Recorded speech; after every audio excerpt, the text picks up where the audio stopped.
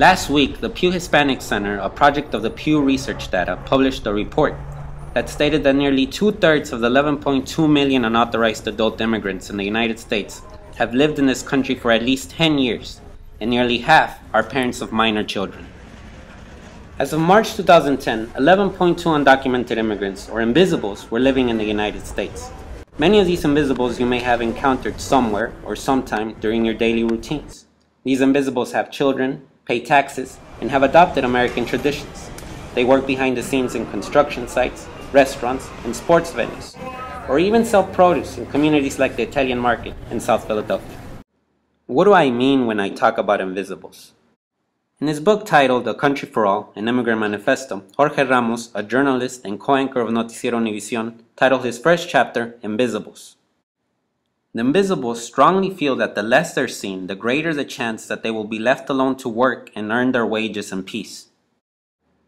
What makes them invisible is the fact that they are at a constant risk of deportation, forcing them to live in fear of leaving their families behind. In their 2009 article, Bell, Quesiga, and Berry stated that undocumented immigrants are targets rather than perpetrators of undesirable, unethical, often illegal behavior and exploitation at work.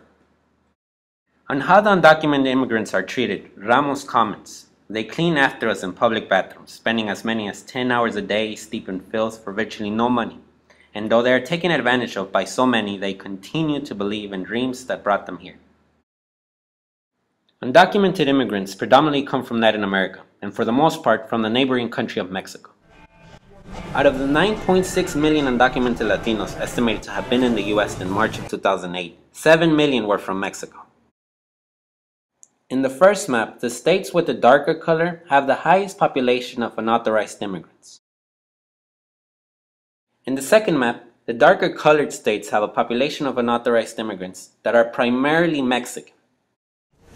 Pew's report also mentioned that there were almost 390,000 deportations in fiscal 2010, more than twice as many as in 2000, according to the Department of Homeland Security. About 73% of deportees in 2010 originally came from Mexico. In addition, 70% of unauthorized immigrants with children came from Mexico in 2010. With this in mind, deportation resulting in the separation of families is a dilemma facing Mexican unauthorized immigrants each day.